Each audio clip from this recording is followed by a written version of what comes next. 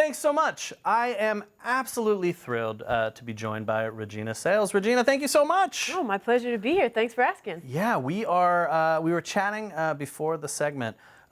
You're playing 4 different sets at Musikfest this year. I am. It's a really fun year for me. It just kind of all came together. I've got 2 solo sets, one on the 8th and one on the 10th. And then I'm playing with Bionic Defection on the 13th and closing Musikfest with the Craig Thatcher Band on the 14th. Very cool. So yeah. everything from solo acoustic to large band setting. That's awesome. Yeah. Real question though.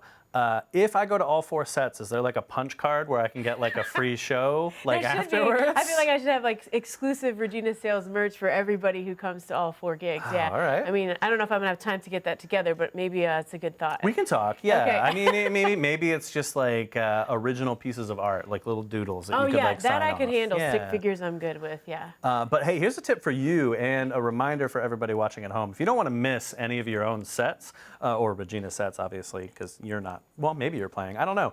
Get that Musikfest app. That Yes. sweet Musikfest app powered by PNC Bank, because you can make a schedule and you can set reminders so you'll never miss a set. Your phone will not let you miss a set that you want. And so we could probably set that up for you afterwards, too. Yeah, I think I need to do that for myself. Yeah. This is probably the hardest and most unfair question to ask any artist, but for those that are unfamiliar with you as a musician, how would you describe what they can expect from your shows? I always tell people that if you come see me, you're not going to hear any classical opera or heavy metal. Pretty much everything else is fair game. Okay. But my style mostly is sort of a cross between folk, acoustic, and pop. I take a lot of influence from like old soul type music of like Tina Turner, Janis Joplin. When I play with Craig Thatcher Band, we do some 90s jams like Delight and Ooh, yeah. okay. Yeah, but we also do Tina Turner and Eric Clapton tunes, and with Bionic Defection, I'm going to be playing all kinds of stuff, Led Zeppelin and also some Bonnie Raitt, I think. So yeah, it's really just fair game. And then my stuff, I write a lot of original stuff too, and that's more on like the acoustic folk pop chart deal.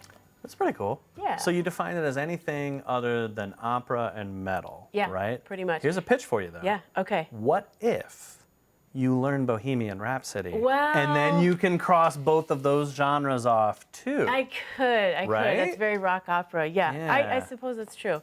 Then I could say I sing everything. But I don't like, I mean, I love listening to metal music, but I don't have that gift of those vocal cords, so I leave that to the professionals. Yeah, because if you don't have that like kind of natural predisposition, there's Yeah. no easier way to lose your voice and do permanent damage than to try those metal screams if you're not good at it. Yeah, you can definitely train yourself to do it, but like I said, I'll leave that to people who that kind of naturally comes to. I'll stick to playing, Joni Mitchell and that kind of songbirdie stuff because I enjoy that stuff Very too. cool. Well, speaking of Joni Mitchell, I'm going to infer that she's an influence, right? Oh, absolutely. Who are yes. some of your who's your Mount Rushmore, your musical Mount Rushmore of musical influences? Believe it or not somebody that anyone would ever imagine. Gloria Estefan actually is my favorite singer. Just ever. her or the Miami Sound Machine? Well, no, with the Miami Sound Machine, because when I was a kid, I was like, I wanted to play drums, and I actually did play drums mostly up until through high school, but it was greatly because I was listening to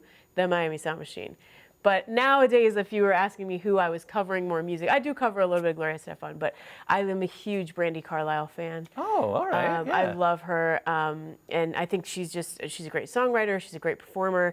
I love Sarah Bareilles, and also again like sort of folk, kind of pop, Yeah. And the type of music that I write falls somewhere in between those two, I would say. Very cool. For people who want to learn more about the music that you write, Yes.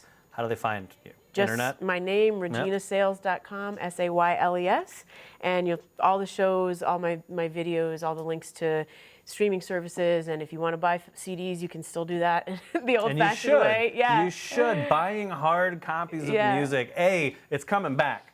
The kids will tell you. Just talk to any Gen Z. Hard cassettes are popular again, people. They are. What is that? I mean, I'm a vinyl collector, and I went into the vinyl store in Stroudsburg, where I live, and they have cassette players there. Yeah. And I was like, this is a thing again. Yeah, cassettes are coming back, which is weird. It's a terrible audio medium. But if a band you like is selling them, absolutely, buying those hard copies and that merch directly from artists is the easiest way to support your favorite artists and help them, continue to do that stuff. Even if it's a cassette tape, which I will never understand why anyone has nostalgia for them whatsoever. Vinyl, 100%, I'm with you. Yeah. What's the last LP you bought?